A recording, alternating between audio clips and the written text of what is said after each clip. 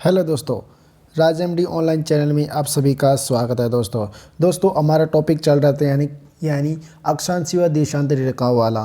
कौन सा? अक्षांशीय व देशांतर रेखाओं का। उसमें हमने अक्षांतर रेखाएं क्या होती है उनके बारे में, या अक्षांश क्या होते हैं उनके बारे में, या पृथ्वी की स्थिति कैसे निर्धारित की जाती है, उन सब के बारे में हमने अध्ययन कर चुके हैं। हमारे उसी में ही आता है हमारा कटिबंध। कटिबंध क्या है? कटिबंध किसे कहते हैं? इन कटिबंधों को माध्यम से हम कैसे समझते हैं? और कटिबंध हमारे एग्जाम की दृष्टि से बहुत महत्वपूर्ण है, क्योंकि इनमें से एक सवाल हमेशा ज़रूर आता है। जैसे आइए, कटिबंध को इंग्लिश में क्या कहते हैं दोस्तों? कटिबंध होता है जिसको इंग्लिश में यानी जोन कहते हैं। क्या कहते हैं दोस्तों? जोन कहते हैं। कटिबंध को क्या कहते हैं दोस्तों? जोन। कटिबंध को जोन कहते हैं। ये दो अक्षांशों के मध्य के क्षेत्र को कटिबंध कहा जाता है। आप अभी समझेंगे नहीं, यानी समझे नहीं होगी। दो अक्षांश क्षेत्र हैं, आपको चित्र के माध्यम से समझाते हैं। किस चित्र के माध्यम से समझाते हैं।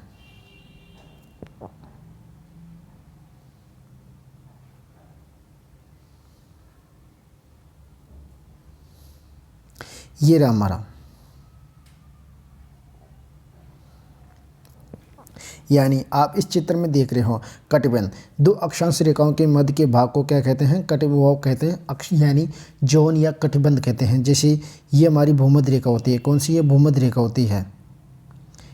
ये हमारा अक्षांश रेखा होती है। ये भी हमारी एक क्या अक्षांश रहती है। इन दोनों के मध्य के क्षेत्र को, इन दोनों के ये जो मध्य का क्षेत्र है उसको क्या कहते हैं? कटिबंध कहते हैं। क्या है दोस्तों? इसको कटिबंध कहते हैं जी। यानी ये वाला कटिबंध, यानी दो किसके माध्यम से? दो अक्षांशीय रेखाओं के मध्य वाला क्षेत्र को, यानी दो अक्षांश, ये और ये अक्षांश के मध्य वाले क्षेत्र को कटिबंध कहते हैं। इसे जोन भी कहते हैं। क्या कहते हैं? जोन कहते हैं या कटिबंध कहते हैं।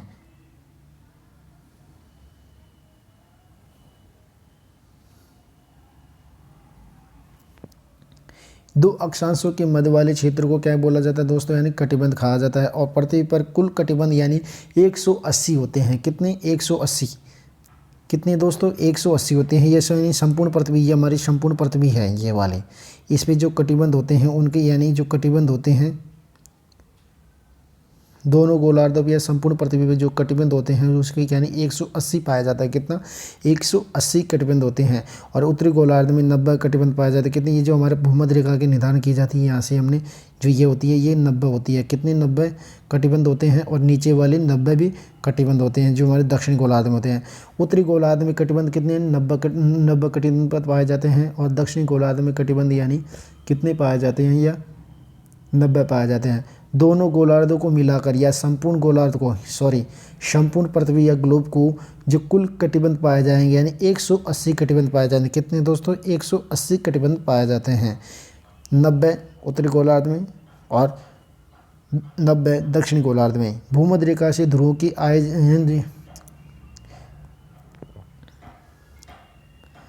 ये हमारा संपूर्ण ग्लोब है।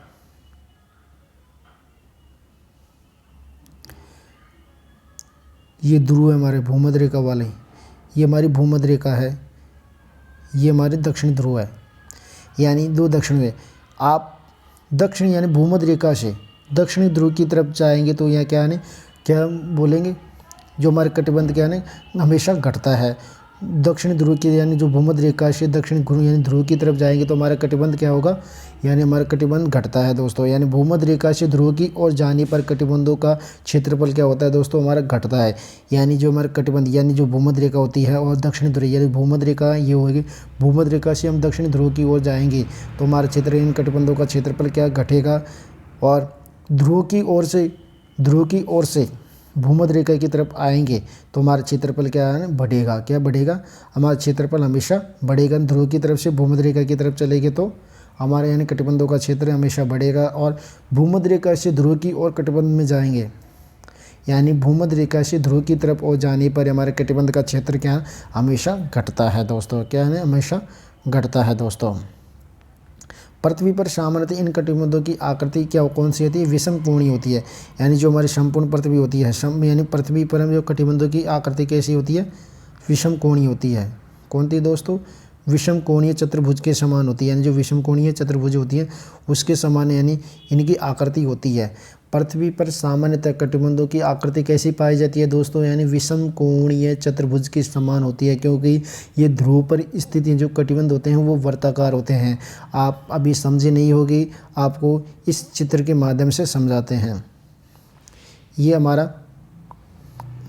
ग्लोब है, ये 90 है, ये भी 90 है, कितनी 90।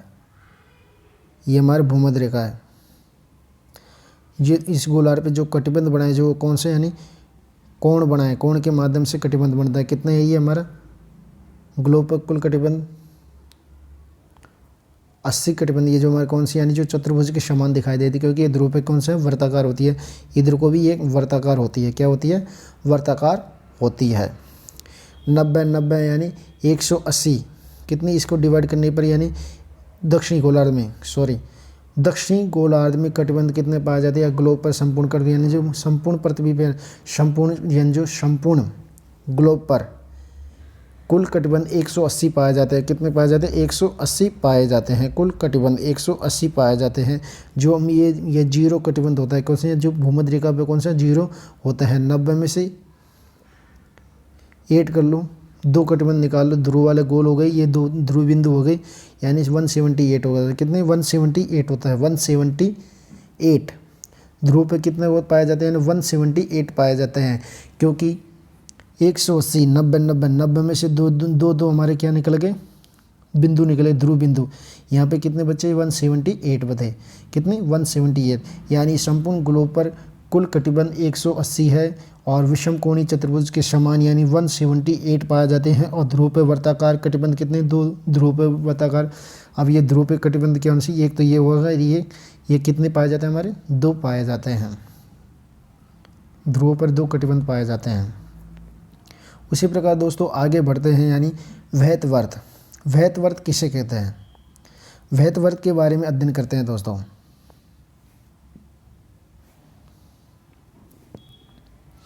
वह रेखा या वर्त जो हमारी पृथ्वी को 2 गोलार्धों में या बराबर भागों में बांटती है उसे वहतवर्त कहते हैं। जो हमारी संपूर्ण पृथ्वी होती है, कौन सी, जो हमारी संपूर्ण पृथ्वी होती है, इसको 2 भागों में डिवाइड करती है, उसे वहतवर्त कहते हैं। क्या कहते हैं, इसे वहतवर्त कहते हैं। जैसे यानी जो हमारे पृथ्वी को एक भाग को ये बांट दिया, यानी 2 भागों में बांटने को क्या कहती हैं, एक भाग ऊपर वाला ये हो गया हमारा,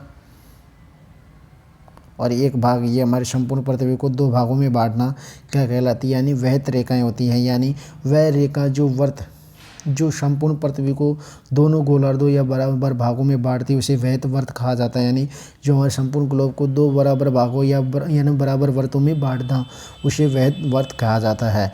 और भूग्रिड में यानी वहत वर्त यानी पृथ्वी संपूर्ण पृथ्वी पर जो वहत वर्त कितनी, यानी वहत वर्त यानी 180 वहत वर्त होते हैं संपूर्ण पृथ्वी पर, पूरे ग्लोब पर। यानी वहत वर्त कितने पाए जाते हैं, यानी 180 पाए जाते हैं। कितने दोस्तों, 180 पाए जाते हैं वहत वर्त। कितने दोस्तों, 180 वहत वर्त होते हैं। यानी जो संपूर्ण पृथ्वी या संपूर्ण ग्लोब पर कुल वहत वर्त 181 पाए जाते हैं। कितने, 181 पाए जाते हैं। कितने पाए जाते हैं दोस्तों, 181 पाए जाती है। भूमध्य रेखाओं पर सबसे बड़ा वहत वर्त होता है। जो भूमध्य रेखाएं होती हैं उन पर सबसे बड़ा वहत वर्त होता है। कौन सा है, भूमध्य रेखा पर सबसे बड़ा वहत वर्त, भूमध्य रेखा पर सबसे बड़ा वहत वर्त की, यानी भूमध्य रेखा जो ग्लोब पर यानी ग्लोब पर संपूर्ण ग्लोब पर सबसे बड़ा वहत वर्त कौन सा है, जो भूमध्य रेखाओं पर होता है। कौन से, भूमध्य रेखाओं पर होता है। और देशांतर रेखाओं के संदर्भ में यानी 180 वहत वर्त पाए जाते हैं। देशांतर रेखाओं के संदर्भ में, देशांतर रेखाएं ये हुए दोस्तों, ये संपूर्ण पृथ्वी होगी, ये देशांतर रेखाओं पे कितनी पाई जाती है, यानी 181 वहत वर्त पाए जाते हैं। यानी देशांतर रेखाओं के संदर्भ में कुल 181 पाए जाते हैं। और कुल वहत वर्त कितने पाए जाते हैं जो संपूर्ण पृथ्वी पर, यानी 181। और देशांतर रेखाओं के संदर्भ में यानी 180 वहत वर्त पाए जाते हैं। क्योंकि इसमें भूमध्य रेखाओं को काउंटिंग नहीं की जाती है, क्योंकि वहत वर्तों का प्रयोग महासागरों या जल या संचालन जहाज़ों में किया जाता है। यानी जो वहत वर्त उनका प्रयोग कहाँ पे किया जाता है, यानी महासागरों में, नौ संचालन जहाज़ों में के लिए किया जाता है। नौ संचालन जहाज़ों में किया जाता है। उसी प्रकार दोस्तों हमारा आती है यानी प्रमुख अक्षांशीय रेखाएं। प्रमुख अक्षांशीय रेखाओं में आती है सबसे पहले सबसे बड़ी यानी भूमध्य रेखा। कौन सी आती है? भूमध्य रेखा। यह ग्लोब पर सबसे बड़ी रेखा होती है, यानी जो हमारे संपूर्ण पृथ्वी पर सबसे बड़ी रेखा कौन सी, यानी भूमध्य रेखा होती है, जिसकी लंबाई यानी 40,000 76 किलोमीटर है। कितनी?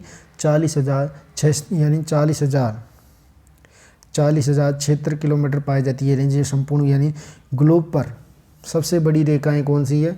भूमध्य रेखा होती है, जिसकी लंबाई यानी 40,076 किलोमीटर होती है।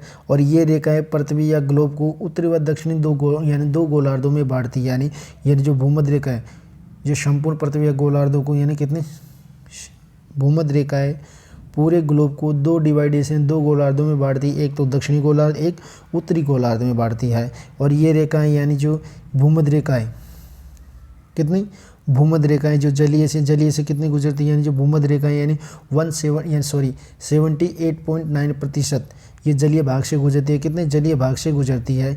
और जबकि स्थलीय भाग से यानी 21.1% स्थलीय भाग से गुजरती है। भूमध्य रेखाएं यानी जो जलीय भाग होता है उससे यानी 78.9% से गुजरती है। और जलीय भाग से स्थलीय भाग से 21.1% गुजरती है। ये तीन यानी ये रेखाएं 3 महासागरों से गुजरती है। कितनी? यानी 3 महासागरों से गुजरती है। ये रेखा कितनी? यानी 3 महासागरों से गुजरती है। और अफ्रीका नदी को यानी अफ्रीका में एक नदी है, उसको कांगो नदी है। कांगो नदी 2 बार काटती है भूमध्य रेखा को। कांगो नदी कितनी? 2 बार काटती है भूमध्य रेखा को। अफ्रीका की कांगो नदी 2 बार काटती है। कितनी बार दोस्तों? 2 बार काटती है। और महाद्वीपों के संदर्भ में ये रेखा यानी जो हमारी भूमध्य रेखा है कौन कौन से महाद्वीपों से होकर गुजर रही है, जो महाद्वीपों के संदर्भ में ये हमारी दक्षिण अमेरिका महाद्वीप से गुजरती है। और फिर अफ्रीका यानी तीन महाद्वीपों से होकर गुजरती है। एक तो दक्षिण अमेरिका और अफ्रीका और एशिया महाद्वीप से होकर गुजरती है। कहाँ से? दक्षिण अमेरिका, अफ्रीका और एशिया महाद्वीप से हमारे क्या भूमध्य रेखाएं गुजरती है। कौन सी भूमध्य रेखाएं गुजरती है दोस्तों? और एनसीईआरटी में हम 3 प्रकार के महाद्वीपों से होके गुजारी गई है। जबकि चौथा है ऑस्ट्रेलिया महाद्वीप होके भी गुजरती है। ऑस्ट्रेलिया महाद्वीप में यानी किरिबाती या नारू देशों होके गुजरती है। कौन सी? किरिबाती व नारू देशों होके गुजरती है ऑस्ट्रेलिया में। कौन सी? भूमध्य रेखाएं। भूमध्य रेखाओं को निम्न होकर यानी 2 देशों और महासागरों में होकर गुजरती है। यानी कौन सी? दक्षिण अमेरिका के जो देश होते हैं उसमें होकर सर्वप्रथम यानी इक्वेटर, कोलंबिया और ब्राज़ील होकर गुजरती है। कहाँ से? कोलंबिया और ब्राज़ील होकर कहाँ से गुजरती है? ये हमारी दक्षिण अमेरिका में होकर भी गुजरती है। कौन सी? भूमध्य रेखाएं। उसी प्रकार दोस्तों अफ्रीका में से हमारी यानी Sao Tome Principe, Gabon, Congo, Zaire, Uganda, Kenya, Somalia इन होके हमारी क्या भूमध्य रेखाएं गुजरती है। अफ्रीका पहले हमारे कहाँ से?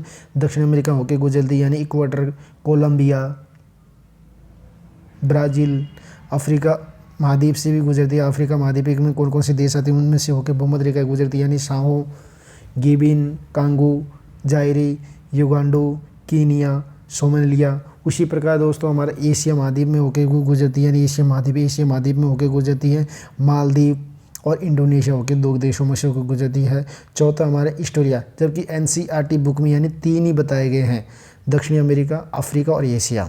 और ऑस्ट्रेलिया किरिबाती और नारू होकर भी गुजरती है, यानी किरिबाती और नारू होकर भी गुजरती है दोस्तों हम इन चीज़ को एग्ज़ाम यानी जो हमारे दोस्तों हम आपको यानी जो भूमध्य रेखा है एक मैप के माध्यम से समझाते हैं। मैप के माध्यम से ऐसे समझाते हैं क्योंकि जो कि हमारी भूमध्य रेखा है जो हमारे संसार यानी कितने 3 महाद्वीपों होके गुजरती है। जैसे ये हमारे भूमध्य रेखा 3 महाद्वीपों होके गुजरती है, जिसमें से और इसमें 3 महासागरों होकर भी गुजरती है। एक तो पहला प्रशांत महासागर से, दूसरा अंध महासागर से, तीसरा हमारा हिंद महासागर से होकर गुजरती है। कहाँ से? हिंद महासागर होकर भी गुजरती है, अंध महासागर, हिंद महासागर और 3 महाद्वीपों होकर गुजरती है। पहला आता है हमारी यानी दक्षिण अमेरिका में पहला महाद्वीप में यानी दक्षिण अमेरिका आता है, जिसमें से होकर हमारी कौन सी रेखाएं गुजरती है, यानी भूमध्य रेखा गुजरती है। उनके कौन कौन से देश आते हैं?